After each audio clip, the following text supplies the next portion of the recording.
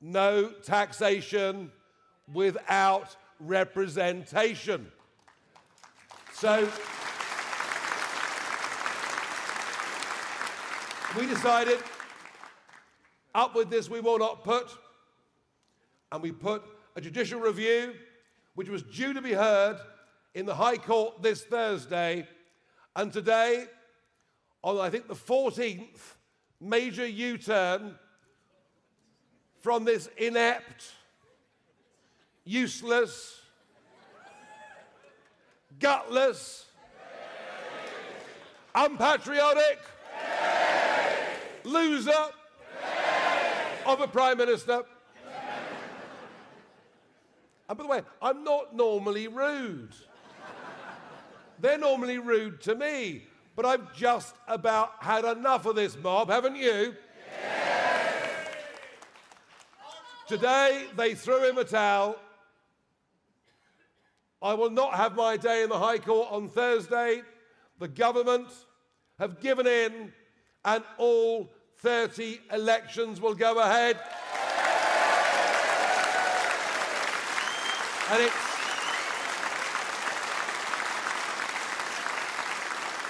And we thank the Telegraph for their campaign. But this is a victory, not just for reform, not just for me, not just for our lawyers. This is a victory for the very basic principle of democratic self-government, something so important: freedom, liberty, the ability to choose those that govern you, the ability to sack those that govern you, that those that went before us made massive sacrifices in 2 world wars, and we today have fought and won for democracy, and I'm proud of that.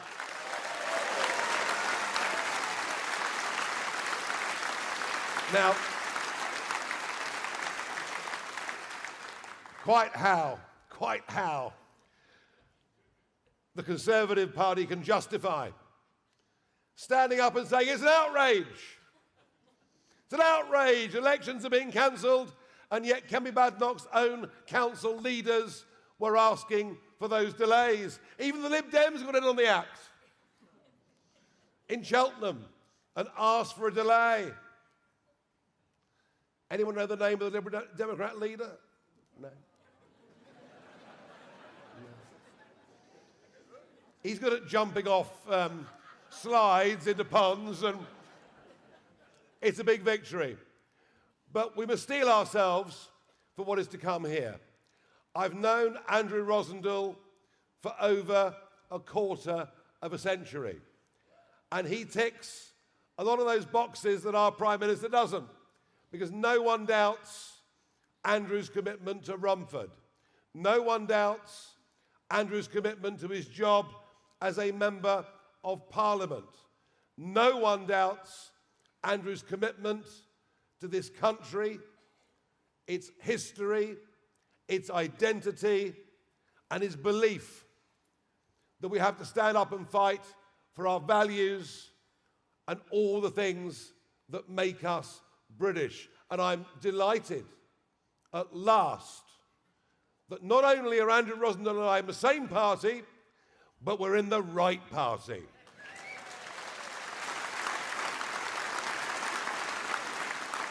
And already, this afternoon, I've met 2 serving councillors, 6 candidates, some ex-councillors, who will be joining the reform charge here in Romford on the 7th of May. And you're all very, very welcome.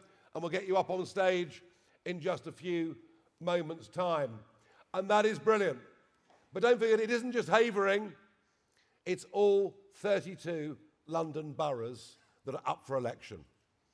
And I'm very pleased to say that I believe that my pick for the person to take on Sadiq Khan in a couple of years' time, I believe with Leila Cunningham, I've got it right, and she can beat Sadiq Khan, and don't we need to?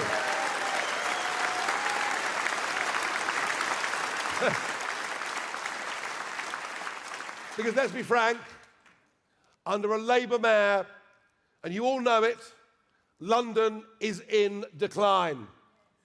Whether it's mobile phone theft, whether it's fear of going out after dark, whether it's the alarming rise in assaults, particularly on women and girls of a sexual nature, we all know London's in decline. A capital city that within living memory was at the centre of the biggest empire the world had ever seen. A capital city where now in the centre in Mayfair, men don't wear watches, women don't wear jewellery for fear of being mugged in broad daylight. And yet, it seems that our political class and much of our media class think crime's falling and everything's A-OK. Well, it's not. It is a disaster, and it's adding to the exodus of many bright, young, talented people who are leaving. They're off to Dubai, they're off to America, they're off to Australia. I know that only under firm, tough leadership at borough and at mayoral level, with proper control over the Metropolitan Police, and with a change of attitude towards crime, which says, you know what? It's not okay to shoplift for up to 200 quid. Can you believe it? I might pop down the offie on the way home, you know. I mean, can you actually believe it?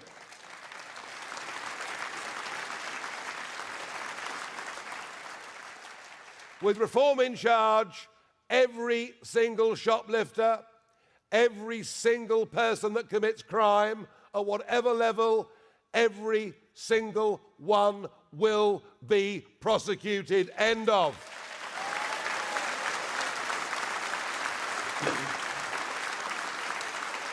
We will erect knife arches on underground stations, on buses, in schools, and nobody in London will carry a knife without fear of custodial sentence.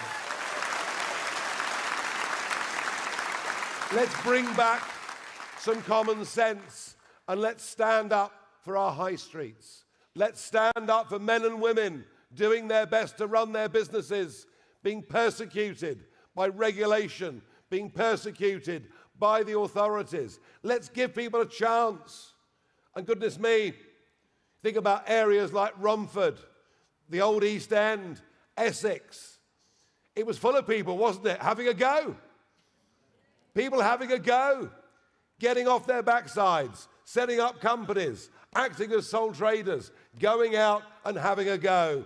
And we're the party on the side of Alarm Clock Britain. We're the party on the side of people who get up in the morning, work hard, pay their taxes, if they succeed, employ people. And I'm sorry, but we can't go on funding the lifestyle and the option of choosing not to work. We cannot go on funding them.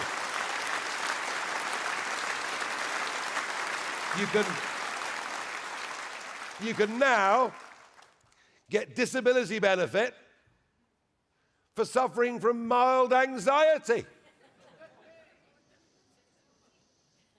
I had mild anxiety at 5 o'clock this morning. But life's about dealing with stuff, isn't it?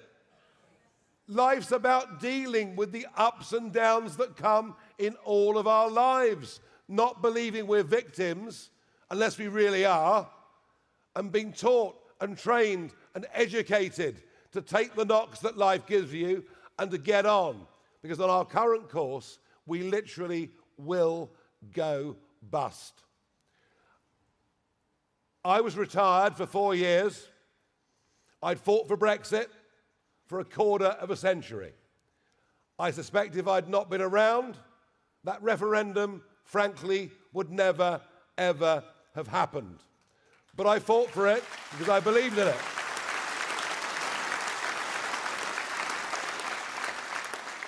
The point of Brexit was to be free. The point of Brexit was to take back control of our borders. And what did the Conservative government do with it? They gave us the Boris wave. They gave us the biggest influx of migrants into Britain in the history of our nation. More coming in a year than used to come in 2 decades. Many of them not working. Many of them who frankly will cost us a fortune in the years to come. They did not deliver Brexit. And we voted Brexit because we saw the hordes crossing the Mediterranean, coming into Europe. And we said, no, we'll leave the EU, we'll stop illegal immigration into Britain. And what have we got? Nearly 200,000 young men about who we know nothing, many of whom sadly will cause great harm to our country, have been allowed to come. And the Conservatives didn't have the guts to deal with it. And Labour haven't got a clue where to begin. And we will stop the boats and deport those who come illegally into Britain. End of.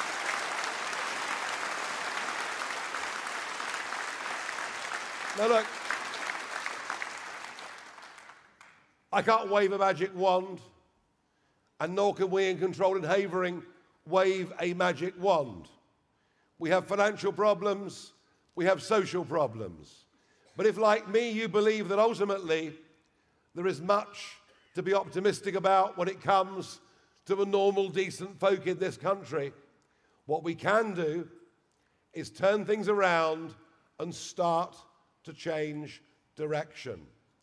And if we don't change direction, well, I fear that within 10 years, maybe a touch more, this country will have become literally unrecognizable from anything that it ever was. We've lost our sense. We've lost our values. We've lost our understanding of the Judeo-Christian principles that underpin our entire civilization. It's what we are.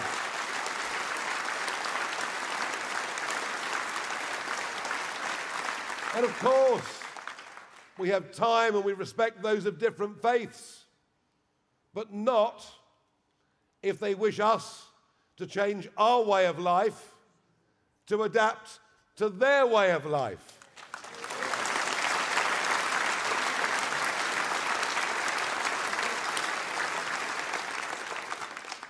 We've made amazing progress. In 20 months, since I came back to this job, we've leapt to the top of the opinion polls. We've now topped the last 200 national opinion polls with an average lead of 10%. Nothing like this has ever happened in British politics before, and I'm proud to be leading the charge, and I'm proud to see our membership growing, and I'm proud to see a room tonight like this, so packed with people. Thank you. Thank you.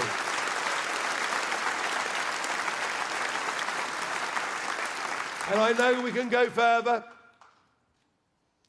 I know we can go further. We need people. We need the right policies that connect. We need money. And above all, we need to be lucky with our enemies. I think we're very lucky with our enemies right at the moment. Have you ever seen a government with a front bench so bereft of talent? And by the way, Steve Reed was the minister that put in place these cancelled elections. The head of the Electoral Commission said it was illegal. Clearly, government lawyers said it was illegal, which is why they caved in today. And I think if a minister tries to deprive nearly 5 million people of the vote, and if he's acted illegally, I think Steve Reed should resign and do so pretty quickly.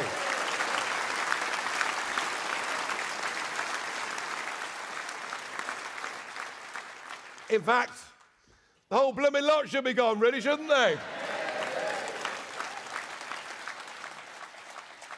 I hope tonight what I've given you is a frank appraisal of just how tough these fights are going to be over the next few years.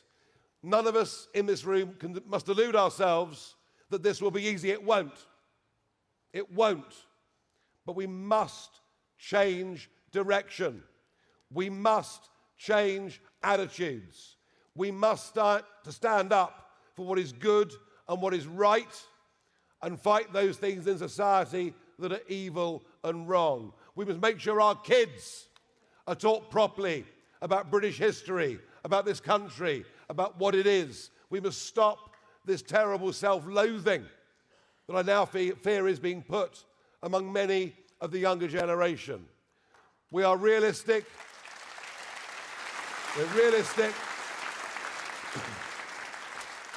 We're realistic. We're proud. We're patriotic. We're making a difference. It's an absolute pleasure to be back in Romford with Rosa. I've never been to the Wheat Sheaf before. I love it. I'm coming back. There's no doubt. But above all, can I just say thank you to all of you for being part, every one of you, of my People's Army. You are the members of my People's Army. All of you have a chance in your own way, whether you stand for council, whether you campaign for us, whether you speak to your friends and family, whatever you do.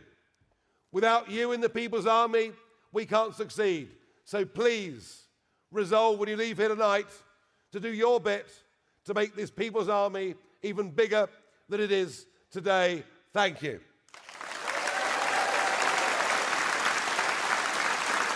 Thank you. Now, we have got some entertainment for you this evening, which will amuse you, make you laugh. They'll probably take the mickey out of me, but that's okay. Bell and Sperling are local favourites. But before we do that, I want to do one rather more serious thing. I would like to ask David Bull, I would like to ask Andrew Rosendale, I'd like to ask Lila Cunningham, I'd like to ask all those here that have joined us today, that affect us, to come and all join me on stage right now, please.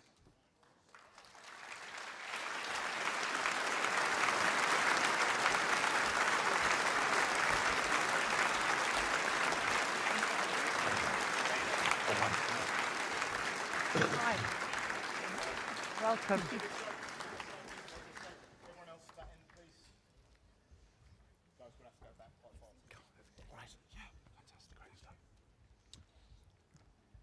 There's thousands of them. Okay. So could I please, and you know what? Maybe we should do a bit more of this. Could I please ask all of you, or those that are able, please to stand? Thank you. And we will sing the national anthem.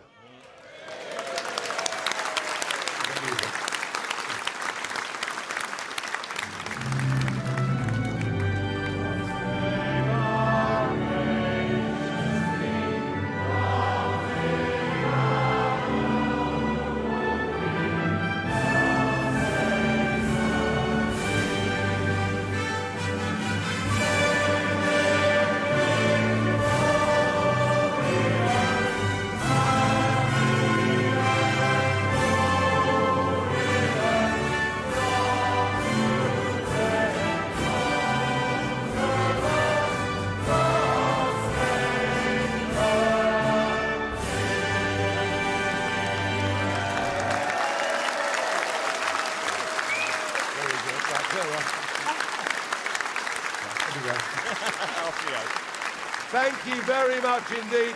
Please retake your seats. Now, one thing that is, by the way, wasn't that good? Give yourselves a round of applause. Now, one thing about us, if you've not been to an event we've done before, one thing about us, unlike the others, is we're real. We're human. That means we have a sense of humour. Does Keir Starmer have a sense of humour? I mean, they're all as dull as ditch water on the front bench, aren't they? Ghastly. And we've got Lee Anderson, who I got to tell you, could easily be a nightclub comic. No, we are real people, and real people, whilst they take things seriously and resolve to do things, real people have a laugh. Real people have fun. Real people have downtime. Very, very few people have characters the likes of Bell and Sperling, I've got to tell you. Who's seen Bell and Sperling before? There's a few, but not many. Well, you're in for a treat. They are absolutely made for what's about to come. If they're ready, how are we getting on, boys? They're getting there. With their very own brand of East End / Essex humour. Keep going. I've got to keep going. I could tell a joke, but the trouble is I get cancelled, wouldn't I? You can't tell a joke anywhere now, can you? Otherwise you finish up getting cancelled. I didn't used to do jokes. What I did used to do was get up in the European Parliament and tell people what I thought of them. Do you remember the little Belgian fella that turned up? Who I said, you've got the charisma of a damp rag and the appearance of a low-grade bank clerk. And they all went nuts. They all went completely nuts. And I was called into the headmaster's office the next morning, President of the Parliament, 9 a.m. And after a checkered time at school, I was pretty used to this kind of drill. You know, exercise book down the back of the trousers, that sort of thing. And I walked in, he looked very grave-faced. He said, Mr. Farage, he said, you've brought the European institutions into disrepute. I said, well, you've had a fairly good go at that yourselves over the years, really, haven't you? Which probably wasn't the best start. And I'll tell you something, if ever you're called in for a meeting or an interview and coffee is not offered, you're in for a bollocking, all right? So there was no coffee offered, and he said, I'm demanding that you apologise, and if you don't, you'll face the biggest fine the European Parliament can impose upon you. I mean, think of that. They were going to fine me the same as if I'd been done for corruption, just for taking the mickey out of this little bloke. Well, I wasn't that nice about Belgium either, to be fair, but anyway, I point blank refused. I walked out, and of course, all the press were there, clicking away. Have you apologised? Have you apologised? Have you apologised? I said, right, just a moment's silence, please. So there was a time in life when a man's got to put his hands up, when a man's got to say, I'm sorry, I went too far. I apologise to bank clerks all over the world for any sense of insult I might have caused them. Right, are you ready, boys? Bell and Sperling! Ladies and gentlemen,